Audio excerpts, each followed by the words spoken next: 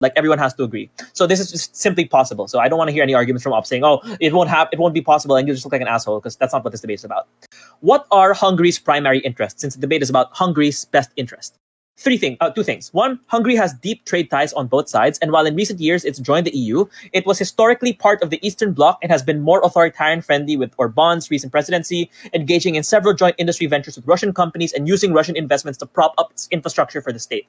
Aside from its trade ties, Hungary's domestic economy is also just reliant on cheap oil and gas, since it doesn't have the renewable energy that other Western European states have.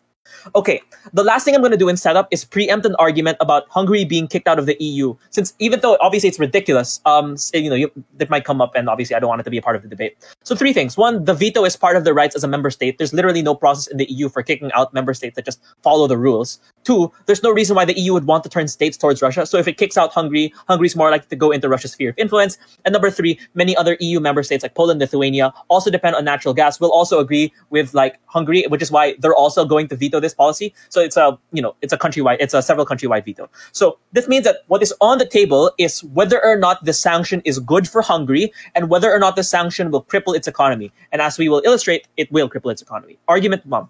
This will destroy Hungary's economy. To be clear, these sanctions have these direct impacts on just the world.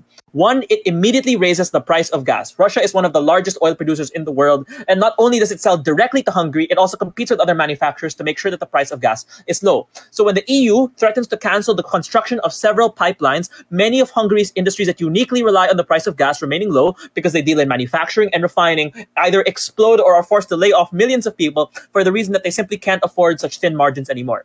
But the second direct impact is that severing these ties also has a direct impact on Hungary's relationship with Russia.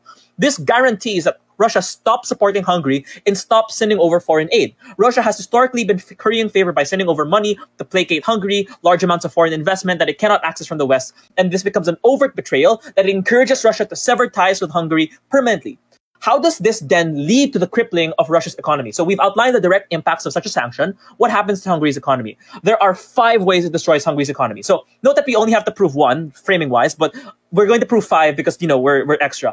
Number 1, the first thing it does is it takes away vital state services. The state primarily funds healthcare and welfare because of its state-owned companies that make money out of transportation, construction, manufacturing, and refining petrochemicals like kerosene and rubber. So the money that the most vulnerable people need in Hungary to survive, because they need state services to go to things like the hospital and so on, all go away for the reason that these things become substantially more expensive, and these state services lose the money that they have to fund the state services. The second thing is that it causes companies to flee. The private companies that do remain and do compete with the state services, these companies, i.e. the ones that employ the majority of the Hungarian people, are now far more likely to leave because the fact that they will seek greener pastures outside the EU, which means that they're less likely to employ people, which means hundreds of thousands of people get out of a job, they lose out on basic security and can't pay for things like rent, mortgages, and so on. The third impact is that it raises the price of basic commodities, because even though you don't buy oil most of the time, lots of the things that you do need to buy, like food, water, rely on manufacturing processes that use oil in order to survive. Because again, Hungary doesn't have clean energy, which means that not only do you increase the price of the transportation that it will take to get for you to get to work, it also raises the price of basic goods that you need just to survive, like food and water. The fourth thing that it does is it secures the existence of monopolies within the few companies that survive, because the companies that don't run away are now more likely to make lots and lots of money out of holding an entire country captive by making lots of money out of the people that are desperate for your services. The fifth and last thing that it does in an already fragile Hungary is it creates social unrest in an already fragile country. When the price of oil goes up by a few euros, people take to the streets. What happens when it doubles? What happens when it triples? We already saw what happened in Kazakhstan, where they overthrew the government basically because the fact that people were unhappy with the price of oil. What happens now that you basically destroy Hungary's economy, that out of every other country in the EU is substantially more vulnerable and reliant on the price of oil? So weighing, why is this the most important argument relative to some speculative impact about whether or not we're more likely to end the war? Realistically, whether or not the war ends is really out of our hands, and it's probably more likely to be influenced by direct military intervention. But the primary interest of Hungary, even if it is more likely to stop the war, is securing these lives of its citizens on the ground. So the primary interests of Hungary are in the people's lives in Hungary. And as we outlined to you, their economic survival is a prerequisite to basic services and basic goods that they need to survive. An additional point here is that this is also uniquely important for Hungary because it is reliant on their future industries to survive. So whether or not people are able to go to education, whether or not people are able to live happy lives, this isn't just a prerequisite for now, but it's likely to permanently fracture Hungary in the near and in the long-term future unless we do something about it. So as we illustrate, the economic impact is pretty much the most important thing in this debate, and we're winning it overwhelmingly.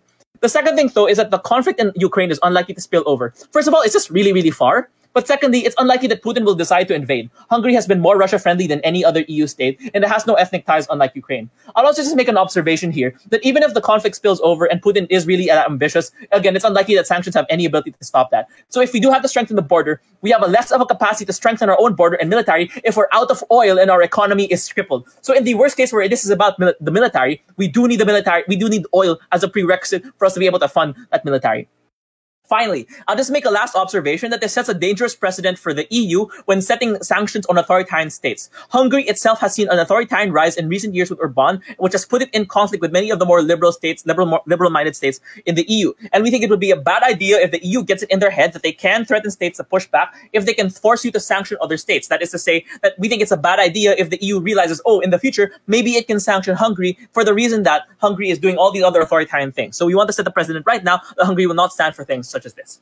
So at the end of this speech, I would just identify a few basic reasons for why we win. The first is that we identify the basic interests of Hungary and we cater it the most. The second thing is we identify the most important part of that interest of Hungary, namely just being able to give basic services to people and allow them to survive. But lastly, we also illustrate why this also works in the long-term interests of Hungary, such as their economic future and their future in terms of president for the EU. At the end of the speech, it is clear opening government takes this debate. Thanks, PM. Hello. I want to confirm if I'm audible. Audible and clear. Thank you. POIs through chat. Hold on, I'll just check the chat box. Again, POIs through chat. I also have no preferred gender pronoun. I'll prioritize CG if they have, but if not, I'll take OG. And disclaimer, I'm still recovering from COVID, so I'm coughing a lot and I'm sneezing a lot. So if I pause, cough, or sneeze in the middle of my speech, I apologize in advance if it's really distracting. So I'll just get my timer.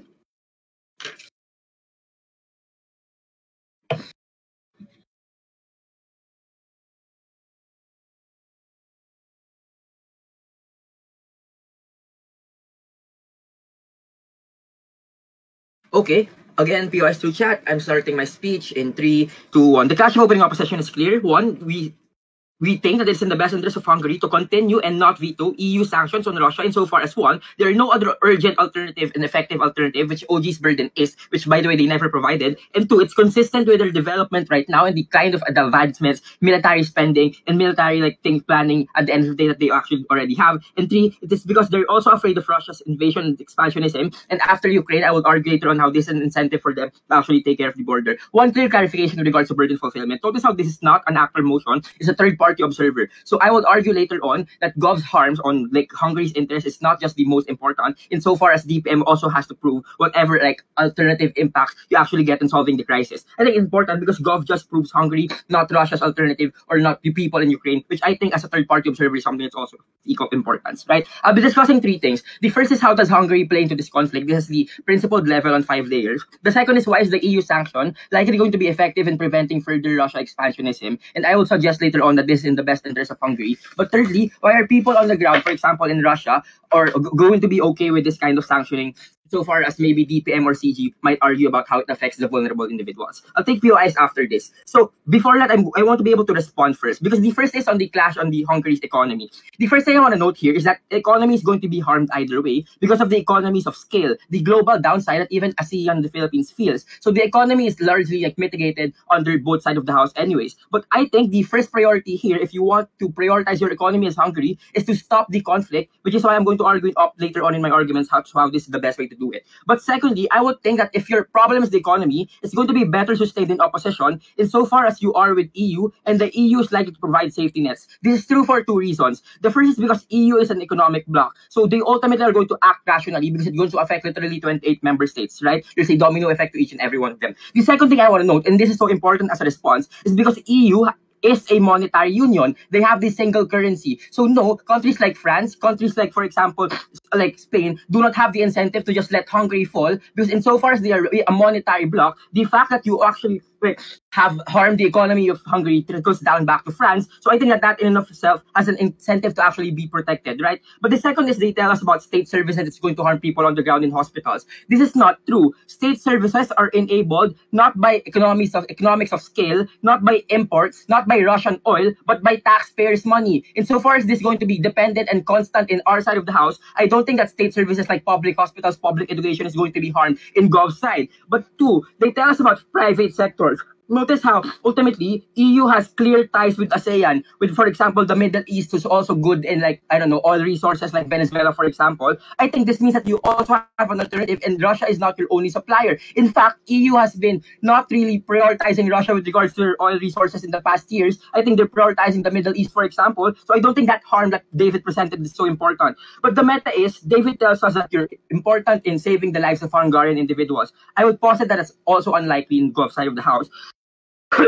I would suggest that it's likely better achieved an opposition, which brings me to my first constructive on how does Hungary really play into this conflict. The first thing I want to note is that they are a NATO member and by extension a EU member. The context is that one, they have an obligated and consented responsibility. So this is the principal justification to this. But the harms in Gov is one, there's going to be repercussions to Hungarians and Hungary by extension insofar as they want to veto something that the EU is actually wanting to do. Firstly, obviously there's going to be imposed sanctions by not following, e.g. economic participations with France, with Poland, for example. But two, is in terms of political perception, because it makes the EU look weak and disjoint. And the impact here is that you strengthen Russia's perception and incentive in government side of the house. This is important because the strength of EU has always been in its cooperation. If there is a slight chance of misjunk or non-cooperation within the states, I think it affects not only their economy, but far more importantly, their political perception and how they're able to strengthen themselves' mobility. But two, they're already sent troops, e.g. Hungarian military is already at the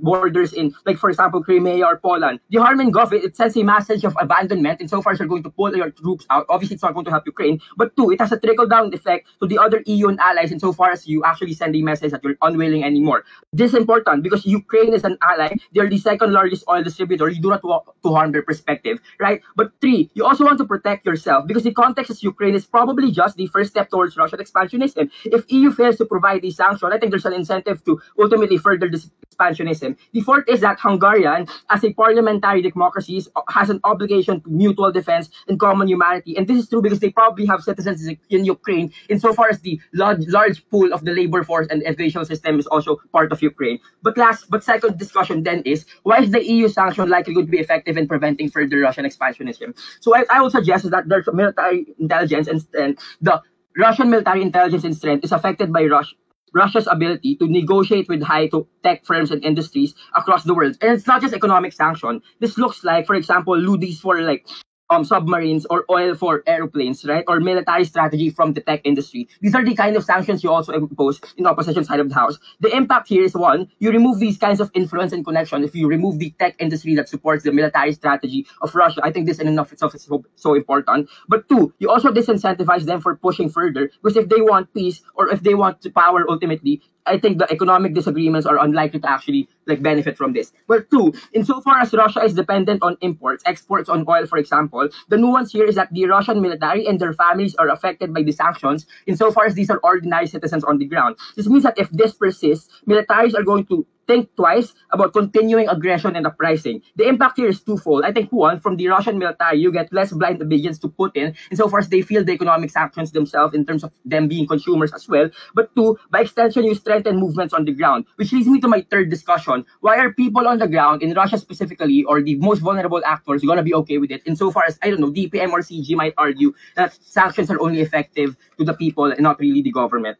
So the context I want to raise is that most Russians are against this uprising. This means that on the ground, there's already support towards these sanctions, a recognition towards these sanctions, and a support towards Ukraine, even from Russian citizens. So I would suggest that you ultimately strengthen lobbying power to demand from the government or demand from Putin to actually stop these kinds of things. And this is true because with these sanctions economically, these citizens on the ground are actually directly affected in terms of livelihood. In government, the comparative is outside the sanctions, citizens on the ground are going to be complacent. They have no incentive to demand, they have no incentive to lobby because the economic sanctions do not matter in gov anymore. This is important because this is an effective pathway to peace.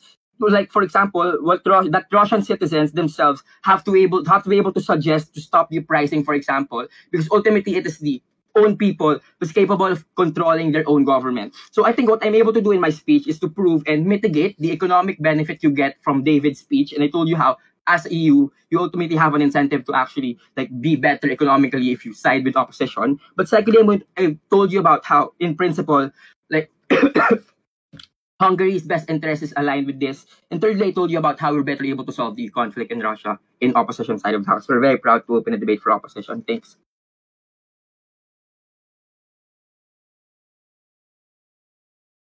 Thanks, LO. DPM.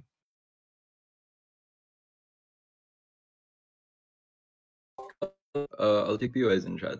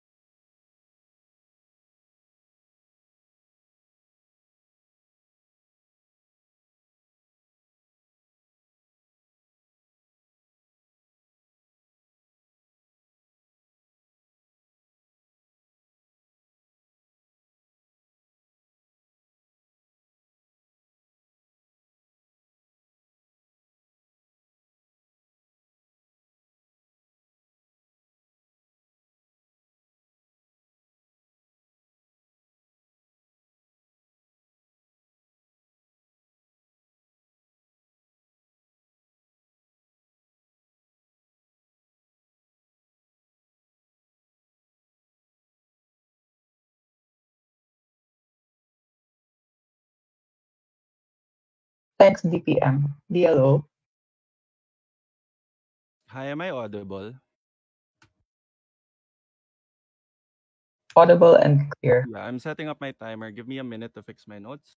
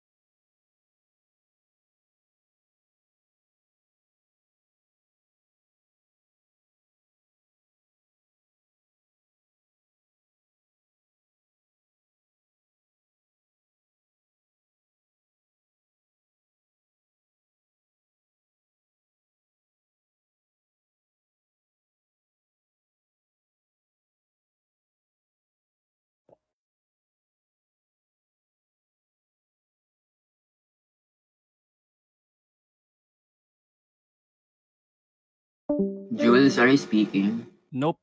Okay. Nag-ano lang ako. Fix my notes. Sorry. POIs through voice, just say OG or CG, preferably CG for cross engagement. Starting my speech. Yeah, POIs through voice. Sorry. Okay. Starting my speech in 3, 2, 1, go. 3 clarifications. Firstly, we think it's unfair that OG can just fiat that, hey, these are additional sanctions based on the news and like status quo. We think that these are, the motion is talking about current sanctions and we can't do that. But of course, if we're going to be responsive and assume that these are additional economic sanctions towards Russia. But taking a look at the second clarification here, I'm going to make it clear on where Hungary stands in status quo. Taking a look at Hungary and their commitment to already send troops to support, we think it's reflective of how people on the ground, and especially in Hungary, how they feel about the Ukrainian-Russian conflict. Taking a look at how people on the ground are scared of Russian invasion at the end of the day, where Rance already showed you that we think that the Russian invasion won't stop in Ukraine to the point that it can towards the extent of neighboring countries like invading Hungary, for example. Because taking a look at the nuance of what Rance was saying is that the incentive for Russia to actually start this invasion in the first place is to retake NATO countries. This includes Hungary in the first place. We think that the nuance here that OG missed is that in the wave of fake news, the people of Hungary don't know what their side that they're on, to the point that even the PM, because of their numerous like tweets or news, for example, the people on the ground don't know whether or not Hungary supports or is against Russia at the end of the day. To a point that supporting or finally doing whatever the motion asks us, supporting or vetoing, it already sends a clear stance. To the interests of what Hungary wants, we think it's an opening opposition, and we're going to respond to that on 3 levels. Firstly, of course, we're going to talk about the long term and how this protect Hungarian borders, even if you don't believe the premise that stopping the war doesn't help Hungary. We're going to also talk about the second thing on how this affects the economy in Hungary, heavily responding to OG. And thirdly, in the short term, how about people on the ground? Because that feeling of safety is paramount, because in any implementation of policy, especially in the next few years, in reaction towards this, we think public order is paramount, so that you have the cooperation for people on the ground, for these types of businesses, for example, a nuance that OO is going to present, and of course, I'm going to present in my speech. I'm going to integrate all my rebuttals in my speech. Firstly, on how this protects Hungarian borders. We think that EU sanctions are effective because of the reasons why Rand stated, and how this tariffs hindering trade, and especially on the gas and oil industry, is very effective. We think that this directly affects Russian offensive, because taking a look at the Russian offensive through the past days, it's very land-based, where troops are incentivized by feeding their families, tanks are incentivized by gas, and their tech is incentivized by oil. Taking a look at the nuance on how this actually affects the different types of layers of the Russian offensive, and how this ultimately protects Hungarian borders. We think in extension, this also helps the economy of Hungary in two levels. Firstly, in their different types of investments, like private companies, it's very paramount that you have a clear stance that supports the EU, because we have a threat that these sanctions may extend towards Hungary, for example, because of how easy those types of decisions are. We think that secondly, if you want to be a mediator because of how Hungarian stands in the middle of the EU and Russia, we think that able to push these sanctions and being a clear side is already being or presenting to yourself as an asset towards the EU. We think that insofar as taking a look at the majority of first world countries already have a better economy based on Russia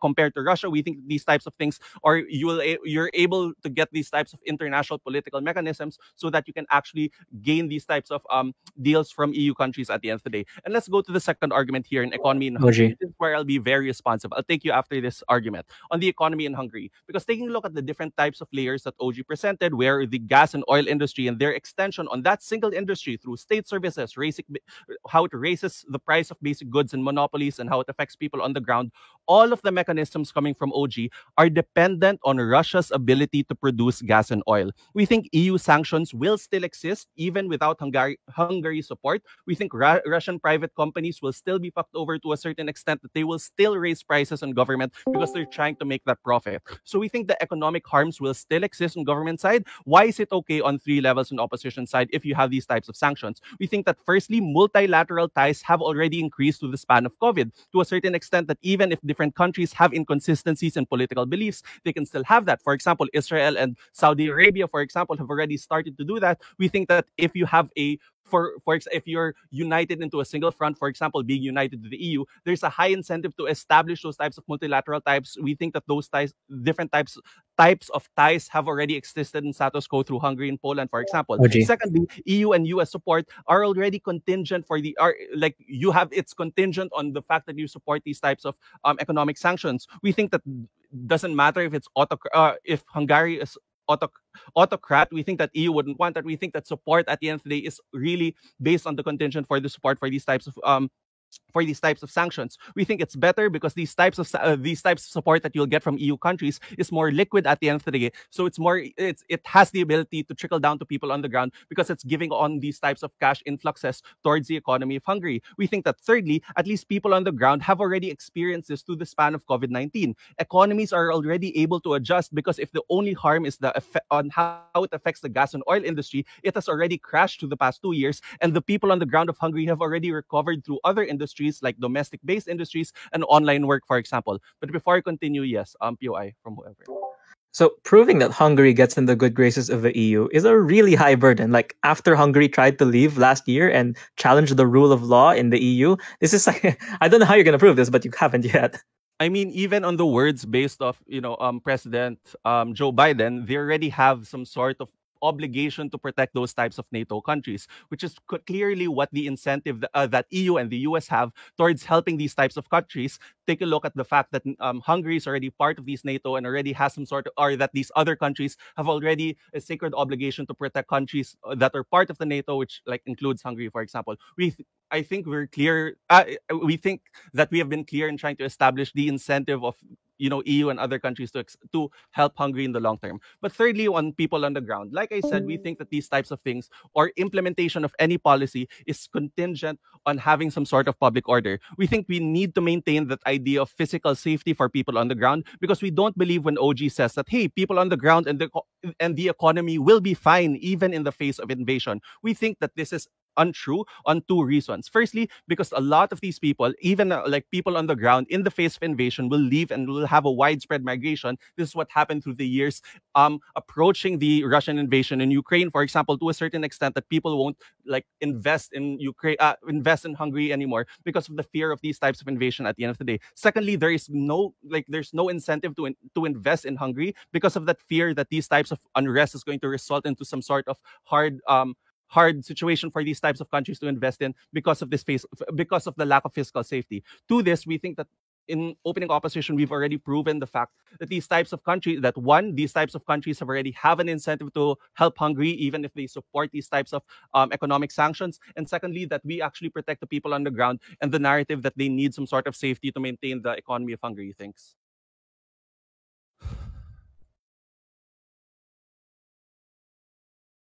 Thanks, DLO, member of government. Hi there, am I audible? Wait, Isa, wait. Hello. I just want to inform Orcom that I do not have permission to send messages in the channel. So I think Isa's pref is through chat. So Ay, oo can nga. Thank you. yeah. Sorry to interrupt, and thank Box you, Orcom. lang. Thanks then for calling my attention. Yeah. Hi, my name's Isa. My pronouns are she and her. And yes, I will be taking POIs through the chat because I get super like easily distracted. I would appreciate if, people could send that there. Or not. Sorry. Orcom, I also do not have permission. Help. Me too. Wait, I'll Hello, same with CO. Okay, I'll just wait then.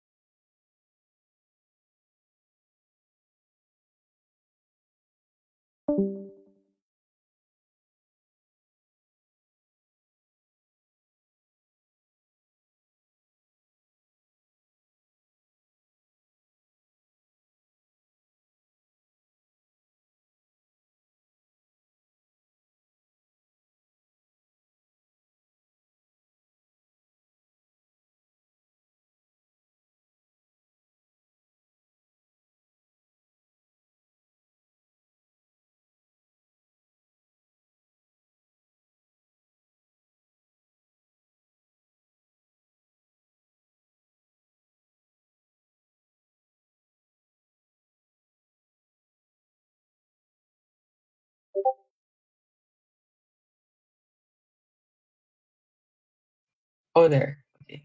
I think it's fixed now. Can we all check? Fixed on my end. Yep, me too. All right. Okay. So we can continue with the round. Okay, cool. Again, hi everyone. My name is Isa. My pronouns are she and her. Like Rance, I'm also still coughing. I don't know if I have COVID, but anyways, if you have any POIs, do it through chat. Hold on. I'm starting my speech in 3, 2, 1. Panel, the biggest problem I have with opening opposition is how they still have to prove why the economic sanctions that they want, for example, or that they're pushing for, are still likely to stop the war. I think this is a necessary prerequisite to prove any of their speculative benefits. What does this look like? This looks like their benefits of trade, for example, security, and more opportunities in the future, for example, like assuming like World War III doesn't happen at all, things like that. I don't think any of these will accrue because they didn't prove that prerequisite. Two unintegrated rebuttals because my extensions directly respond to them. Firstly, on sanctions towards Hungary. I don't think this is likely, right? Because A, as OG already explained, this isn't how the EU works. I think each and every member state has a vote, and there are prohibitions which protect each other from retaliating. Secondly, or B, I think even if there were sanctions, like Hungary as itself or in itself as a state can still protest against this, for example, or even file formal complaints against one another. But C, even if, I think OO didn't prove how exactly this would happen, so I still think that they can lose on like the standard of mechanization or whatnot. Secondly, right, about how Hungary is sending troops. Firstly, I don't think that's also true because like literally no one is sending troops to Ukraine due to the fact that it isn't like a NATO member state, for example. Things like that. But even if they were sending troops, I still haven't heard any of like, the principled reasons as to why Hungary is likely to do this, knowing that they don't necessarily have ties to Ukraine, but rather are leaning towards Russia. Anyways, onto my extension. What exactly is the tipping point, right? Because I think OG already proved why Hungary's economic interests, for example, are going to be affected and how this obviously affects people on the ground. CG enters by talking about an even more important impact with regards to politics on the ground. I think nuance that economic interests cannot be like accrued or cannot be realized without like the political stability that happens in the region. Nuance to politics, right? And this is a direct response to Julian's extension and like the most like missing characterization in the ground. I think the context is simple. A, Hungary is a democracy, right? But I think they were also included in like the populist wave of leaders in the last few years in the form of their PM Viktor Orban. Nuance that we need to step out of our liberal bias in this argument with regards to the term populist, because the reason why this populist narrative worked was because Hungarians on the ground were already tired of the previous status of slower progress. For example, decisions, for example, that had no teeth and having to compromise their own interests, even to the point that they had to compromise their interests, for example, to those of the EU, for example, or other member states in which they had trade agreements with. I think what Hungarians wanted, for example, and this is also what their PM was able to realize, was stronger economic growth, for example, was better ties with neighboring countries, specifically Russia, right? Because they have been, collaborating or cooperating even after like the fall of the Soviet Union, so on and so forth. Why exactly is this discussion important, or why is this characterization important? It proves that the power still emanates from the people, right? And moreover, because Orban is pro-Russian and therefore also friends with Putin, a lot of their political capital comes from the support of the Kremlin. Meaning, if Hungary doesn't veto further EU sanctions, for example, they lose that political power, they lose that political support. I think what this does is that it directly translates to things like policy making, for example, and reform on the ground with regards to economics, for example, welfare, and even post-COVID recovery. Nuance that I don't think Hungary can stand on its own right now, given the context, for example, the fact that we're in a pandemic, the fact that, they're also still struggling with COVID, the fact that, there are refugee crises going on around, and of course, what's happening with Russia and Ukraine. I think they need as much political support as possible, and this only comes from, benefiting from their long-time trade partner, for example, or even economic ally, or even political a political ally, so on and so forth. But moreover, no one said for Orban to remain in power, he has to follow what citizens on the ground want. So it's basically untrue that no one knows what Hungarians want on the ground. I think that all, regardless of where you live in the world, and especially for Hungarians, what they want is to be able to retain their safety, right? And this is where we lessen the likelihood of that forced migration, of that refugee crisis happening on the ground there. Because I think obviously for people not want to leave, for example, or to people feeling in order for people to feel safe enough to stay, for example, in Hungary or not migrate, they have to have trust in their administration. I think this already comes because people still do trust Viktor Orban, even though they do protest, for example, against some of the other things that they do. I think this is part and parcel of being a part of a democracy, which Hungary still is. But I think if you're talking about actual policies, people on the ground still do have power. They can still lobby, for example, they can still campaign, they can still even choose to accept, for example, refugees or not on the ground. And I think if it comes to that tipping point where before they have to choose between them, for example, and other policies, for example, they still will choose their safety at the end of the day. But with regards to security, I think more than just the literal sense that OG talked about that, well, you're still going to create tensions, for example, with the EU and more importantly, Russia. I think we also have to talk about the security in terms of resources, right? And this is where we bite OO's bullet of sanctions. I think if Russia is sanctioned, for example, obviously this is going to affect their trade relations with Hungary, right? Therefore, they're going to fail to be able to mine that much, for example, to be able to export that much products. And no one said they are such a big contributor to not only the EU, for example, but also to the world at large, right? So I think any types of shortage that will happen because of this spillover of sanctions, for example, is more likely to affect Hungarians on the ground. And this is where they're going to be worse off, right? But before I proceed to strategic diplomacy, Rans. All your benefits in Gulf are only going to fly if you're able to prove that majority is going to veto, which is likely unlikely. So ultimately, the economy and diplomacy still suffers. But the fact that Hungary is part of the EU monetary union means that their decisions affect the volatility of the entire region. That's the incentive for EU to provide sanctions to them as a country. Okay, Gats. Firstly, no one said the motion, right? It's in the best interest of Hungary, for example. So we've already proven this on a principled standpoint. But secondly, I think regardless of what Hungary is part of, for example, or not, I think this still does prove that they still can continue to manufacture things. They can still continue to run their economies without the threat, for example, of having that spillover from Russian relations. Because nuance, and this is where my third argument comes in very important, we're talking about strategic diplomacy because they have to do this to balance support for the EU and Russia. And this, again, a direct response to OO. If you're talking about things like investments, nuance that Russia still contributes 40% plus of income from natural gas and oil, for example, in the region. And even if they still will be sanctioned, sure, they'll still continue to produce, right? But I think they're likely to prioritize states that also support them. So if they're going to trade, if they're going to be sanctioned heavily by the EU, then they're still going to choose to, supply more gas, for example, or send more shipments of whatever product they're producing to Hungary, for example, which is, I think, very important, which is something I think literally will be able to save lives on the ground. But secondly, and I think this is the worst case that our OG didn't bite, but what happens, for example, if Hungary is also affected by this, right? If Hungary becomes, isolated or ostracized or what have you, or if other EU states will like, I don't know, distrust them or something. I think we're not only talking about that, right? But we're also talking about other alternatives, such as turning to Russia's allies like China, for example, India, etc. So if you further want to increase Hungary's opportunities to be able to uphold their sovereignty and to not have to compromise, for example, with so many other EU countries, like post like Russia-Ukraine conflict, I think this is where you better improve. This is where you better like increase their odds of being able to take matters into their own hands. And no one said this is important, right? Because they won't be able to do this or have any of the speculative benefits accrue if they don't have political support. And nuance that this political support still emanates from the people, is still manifested in like, the form of their PM. And of course, their PM is still supported by like Putin, for example, and a lot of other people, a lot of other leaders, for example, not only in the region, but also with their trading allies like China, Russia, like China, India, etc. So for all that said, I think CG has to proceed. Thanks.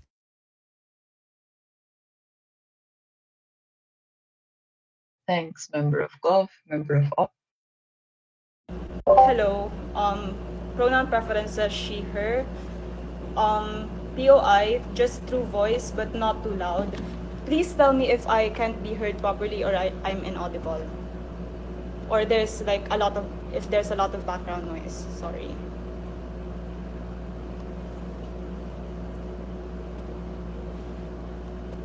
I'm going to start my speech in 3, 2, 1. One of the primary requirements for you to be a member of the EU is that you need to be a liberal democratic state. Hungary, with its authoritarian-ish president, who maintained friendly relations with Putin, was already in a pretty bad light within the EU because of their relations with Putin, and that relationship is more crucial now that Russia has invaded Ukraine. What exactly is the best interest of Hungary? Ultimately, we believe that their best interest is prioritizing the interests of their state, which is to continue reaping economic and political benefits from the EU. They do this through prioritizing good relations with the EU because, number one, EU is way more politically stable than Russia, and secondly, EU has the bigger political machinery in the international context. Let's go to rebuttals first, right? About OG's case on the further sanctions crippling Hungary and its economy. First of all, you have the safeguard of being a member of the European Union, which is literally a trade and economic organization. The problem of oil, for example, while it cannot be easily remedied, can be talked through within plans, for example, on gaining better relations with the Middle East. Secondly, even if the EU is crippled in return, you still have the safeguard of allies like the United States and Japan, for example. And ultimately, maintaining good relationships with the EU is in the best interest of Hungary because they have the goodwill of money lending institutions as consequence of their alliances, for example. Why is this the more important alliance? Aside from Hungary being literally neighbors with EU countries, they have way more to lose if they get in the bad side or get in a bad political standing within the context of the EU. We already told you how the EU has greater political machinery, and these alliances can be utilized in the case of economic instability that will be caused towards rendering relationship with Russia mute, for example. But even if Hungary will continue to have access to Russia's cheap oil, for example, we say that the political instability that Russia is already in now that Russia has invaded Ukraine is too volatile in order for them to maintain. This is what's convenient about the case of OG, right?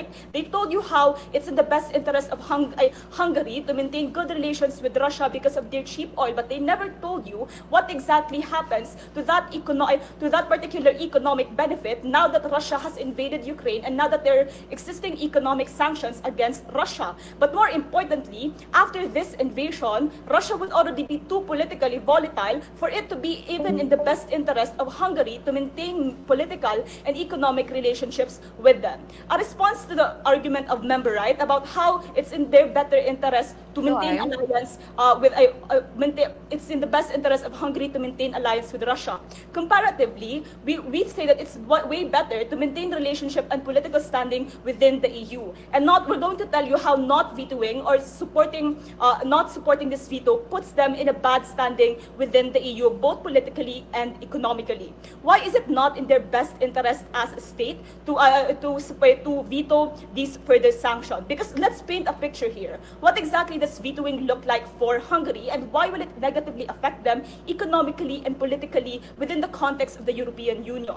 Within the European Union, there's a majoritarian consensus, now especially that Russia has invaded Ukraine, that Russia should indeed be sanctioned and everything should be done in order to prevent further consequences because of this war. Even Poland, for example, who is authoritarian, support further sanctions towards Russia. What does this do to Hungary within the context of the EU? Number one, it places them in political isolation within all other countries within the EU. More than legal contracts that maintain the relationship of countries towards the organization, there's also it's important for countries to maintain a narrative. And the narrative that this sends is that Hungary will continue to support an authoritarian state that has invaded another democratic country. Ultimately, it lessens the ability of other EU nations to trust Hungary and their opinions, for example. While our openings told you about possible economic and technical impacts, our unique analysis for this is in terms of its impact on the ability of Ukraine to enact and influence in terms of their foreign policy and diplomatic policies within the EU. This narrative that they're willing to support continued authoritarian, this narrative that they're willing to support Russia even at the expense of, for example, invasion, would send a bad light towards them that will lessen their economic and political bargaining powers, and especially in terms of this affecting their foreign policy. Before I proceed, sure.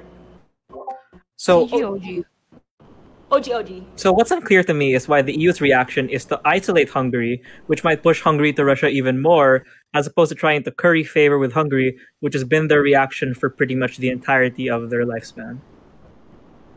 We think that's way unlikely because as of now, Hungary has way more incentive to actually maintain their relations with EU, even if EU puts them in, even if EU truly politically isolates them, because they can really never move their country. They have no choice except to continue being members because it's just common sense. Furthermore, we say that even in the best case scenario, right, that let's say that EU doesn't really ostracize Hungary that much, there will still be increased pressure, which would force Hungary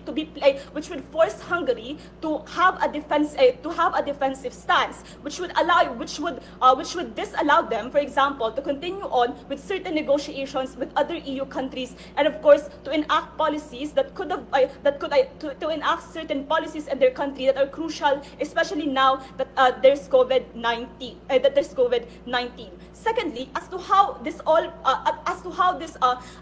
this places Hungary in a political momentum, them supporting the veto puts them in a momentum. It says that and it will improve their political standing within the EU because it tells the narrative that they're willing to severe relationships with Russia, even, for example, at the worst case expense of their economy being slightly crippled, because ultimately they are dedicated to the legal and democratic ideologies of the European Union. As of now, that there is a war waging on with the narrative of Russia invading Ukraine because they don't want to be influenced by the EU, because they don't want to be continued to be influenced by the West.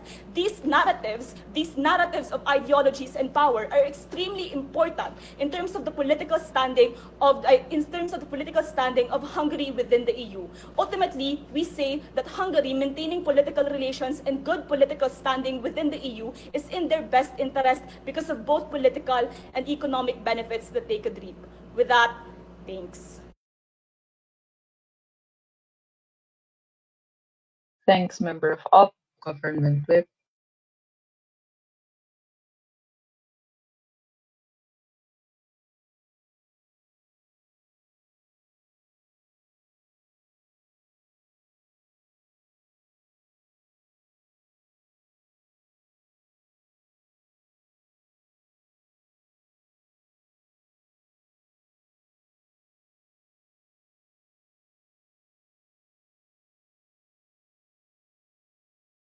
Hello.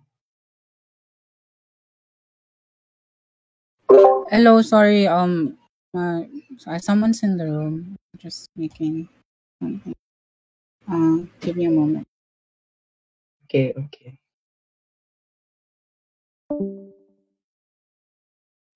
Okay, I'm good. I'll just get my timer. POIs through chat. I might be taking one.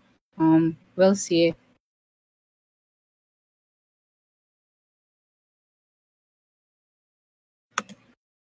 Okay.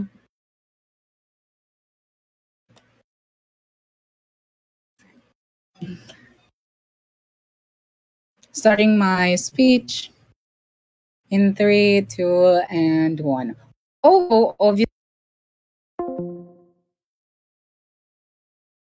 Discussing the rationality of actions of Hungary. The most important question to ask is whether they veto or vote in favor of the sanctions as an independent state. How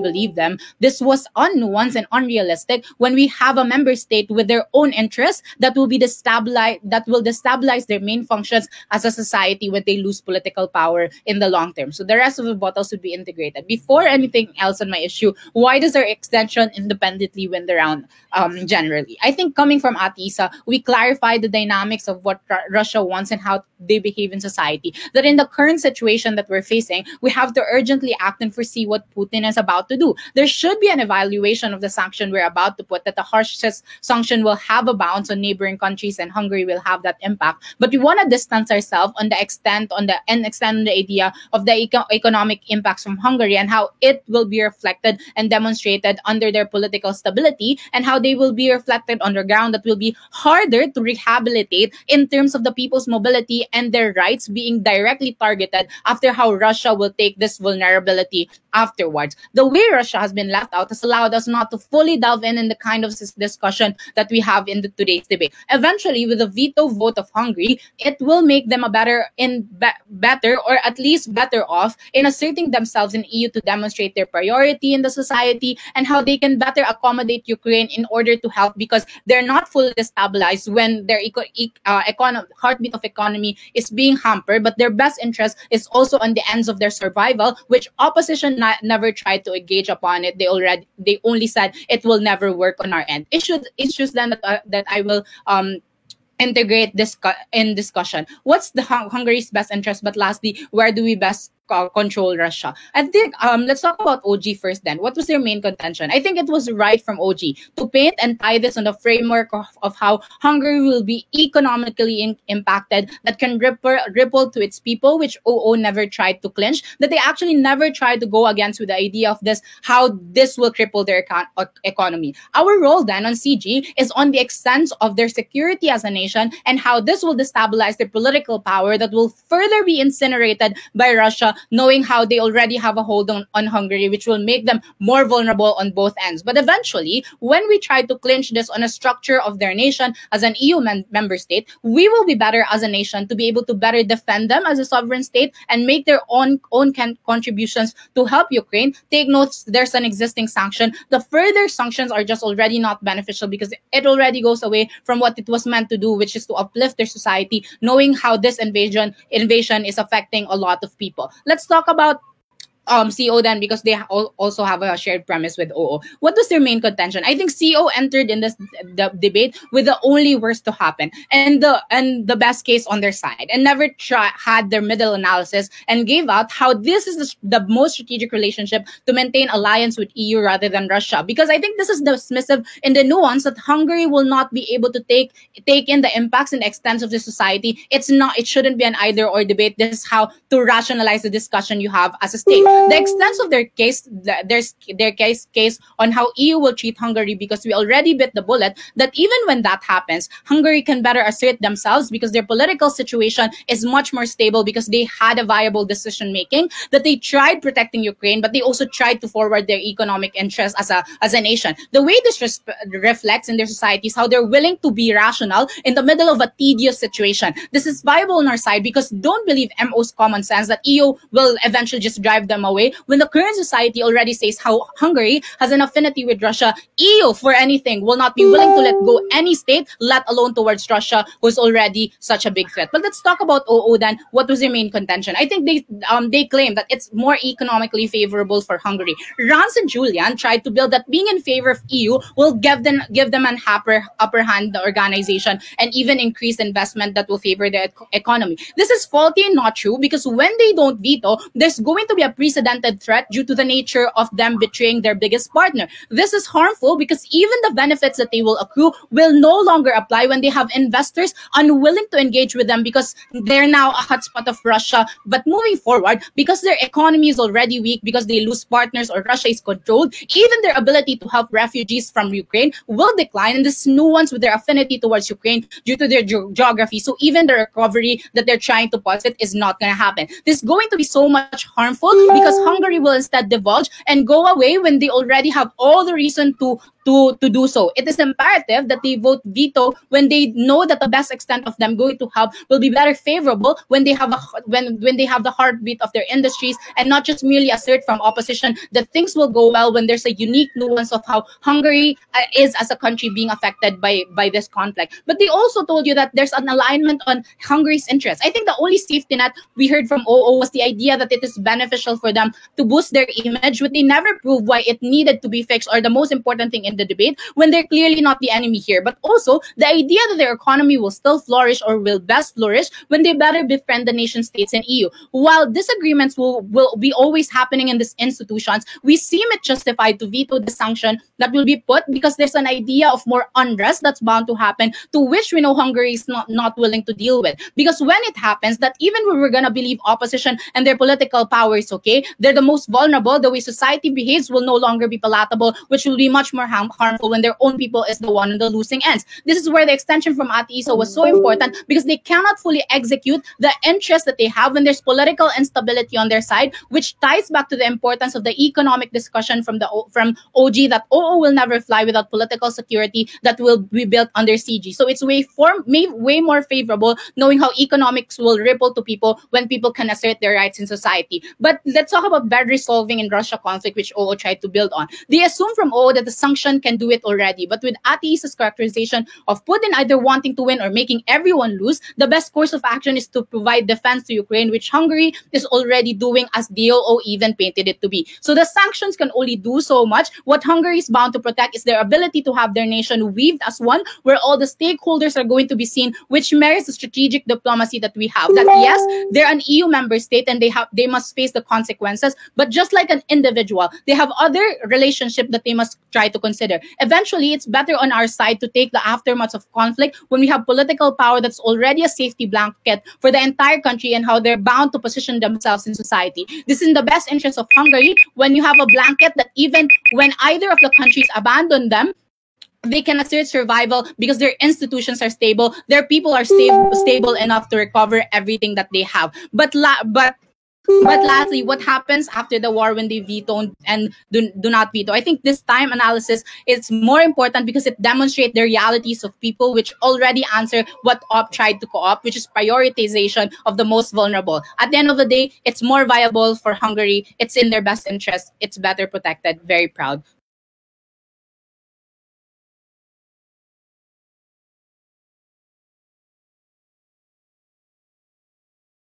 Thanks, GovWeb, UpWeb.